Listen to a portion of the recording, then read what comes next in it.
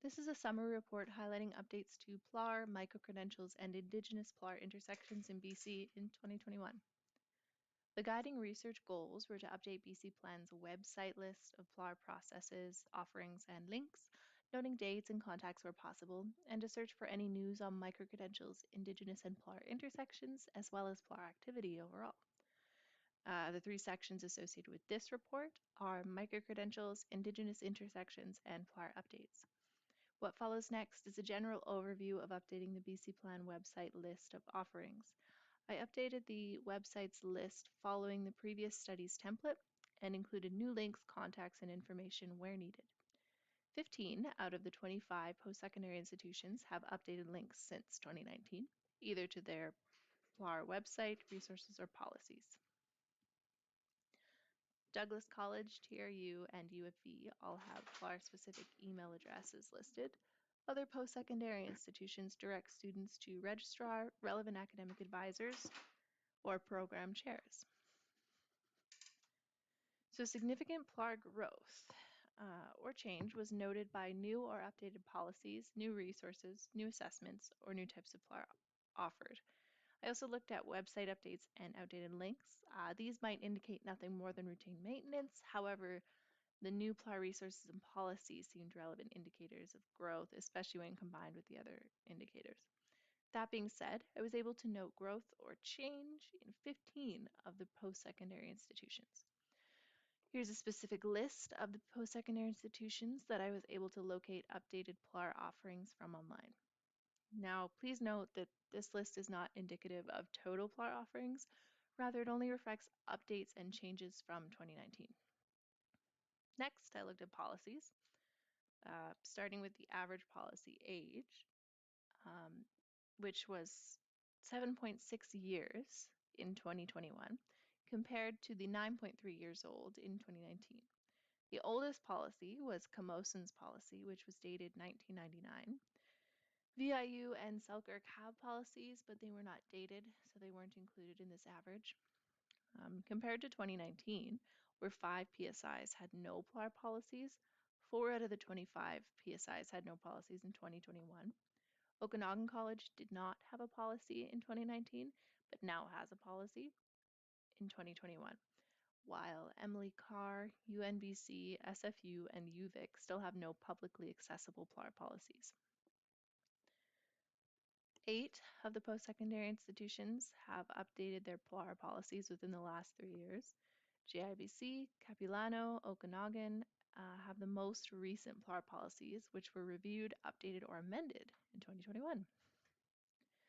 There are also new student resources popping up in 7 of the post-secondary institutions. College of the Rockies has a program-specific PLAR handbook. Douglas College's website now includes definitions and links to PLAR supports. Langara College has PLAR process diagram, which is a flowchart outlining the process for potential students. Okanagan College's new video introduces their prior learning assessment to prospective students. Royal Roads also has a new video for prospective students in an information session panel format. TRU has a new self-assessment questionnaire, portfolio examples, and a student handbook. And UFV appeared to have the most new student PLAR resources, with a resource page, a student guide handbook, portfolio examples, and a portfolio tutorial. Sources of each of these resources are linked in this presentation as well as on the BC Plan website. Another area of growth for PLAR appeared to be around military experience and prior learning assessment. In 2019, BCIT, Royal Roads University, and Okanagan College offered this pathway through PLAR. In 2021, North Island College, Selkirk, and University of the Fraser Valley also advertised prior learning assessment for military experience. So the next section will be micro-credentials. I followed these definitions of micro-credentials while searching for offerings in British Columbia, specifically noting the short duration and aligning with industry, employer, and community needs when making distinctions. Most of the post-secondary institutions offer some variation of a micro-credential. Some variations that stood out as unique were TRU in partnership with OERU, who offer credit validation of microcredentials toward a Bachelor of General Studies degree. Okanagan College offers microcredentials for the cannabis industry, which are earnable only through prior learning assessment. And Douglas College offers prior learning assessment for professional certifications. Many of the post-secondary institutions sorted microcredentials under continuing education or professional development, but the short-term, non-credit industry or community needs aspect remained, so where relevant, they were included as microcredentials. JIBC and NVIT were the only two I found that didn't offer microcredentials. However, JIBC's 2020 to 2025 strategic plan indicated plans to utilize microcredentials, and NVIT used microcredential terminology in some of their Board of Governors meeting minutes. Of the 23 post-secondary institutions that offered some form of microcredential related opportunities, only 5 had dedicated educational policies for microcredentials. College of the Rockies, BCC, Kwantlen Polytechnic University, UBC, and Vancouver Island University. Microcredentials in BC are offered in quite a few areas of study, the most common being technology, offered at 15, followed by trades and business, both offered at 11. Health is offered at 9 of the PSIs in BC. Arts microcredentials are offered at 8 institutions. Science is offered at 6. Education is offered at 3. And lifestyle, less work or academia oriented, for example, hobbies or crafting, is offered at 2 post-secondary institutions. There were only 2 direct intersections between PLAR and microcredentials that I was able to note. Okanagan College, in partnership with Vancouver Community College, offers cannabis industry recognition microcredentials. These microcredentials are not earned by taking courses, but through the demonstration of prior learning within the cannabis industry. And Douglas College, which offers a PLAR non-credit option, allowing students to gain the necessary license to practice or gain professional recognition. This next section highlights Indigenous intersections with PLAR in BC. So those are the search terms that I utilized while looking. And I think it should be noted that all 25 of the post-secondary institutions provided Indigenous student resources, such as financial aid, gathering places, and educational support. These resources were all listed on dedicated web pages. While all post-secondary institutions provided Indigenous student resources, there aren't a lot of current Indigenous and PLAR intersections that I found.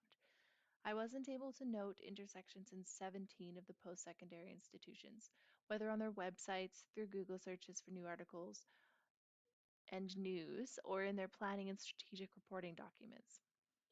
4 institutions indicate that they currently integrate Indigenous ways of learning in their prior learning assessment practices, and 4 institutions do not currently have, but have indicated plans to do so.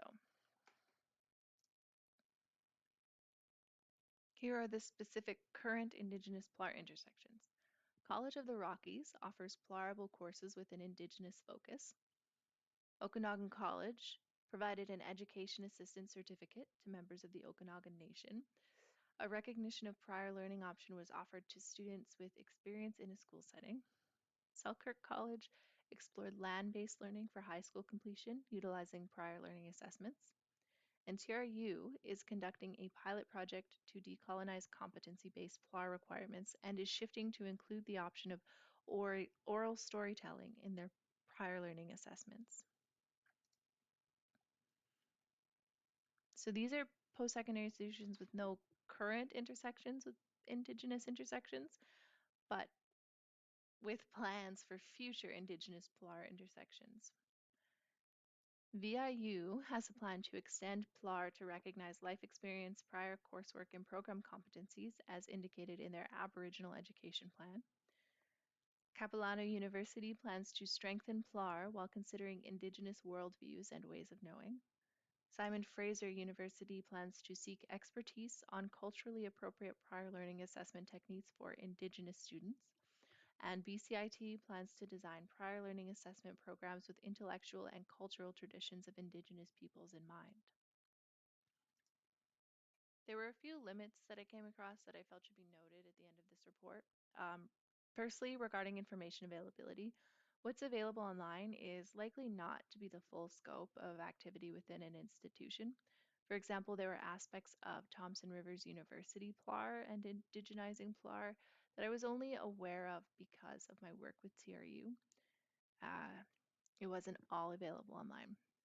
So there may be more that this report didn't indicate because it wasn't available online with other institutions, but further research on the project could fill those gaps. Secondly, information found on a website can quickly become outdated or altered, and I found it was hard to retain full consistency when comparing 2019 and 21, the past and present offerings without records of changes made. Just due to the nature of online information and websites, there are not often recorded changes. Thirdly, it's also important to note, I think, that while certain institutions did not explicitly mention PLAR and Indigenous intersections, there are institutions built on Indigenous ways of knowing, such as Kwantlen. Um, so Indigenous knowledge and ways of learning are more likely to be inherent in their content and assessments without the need for explicit statements.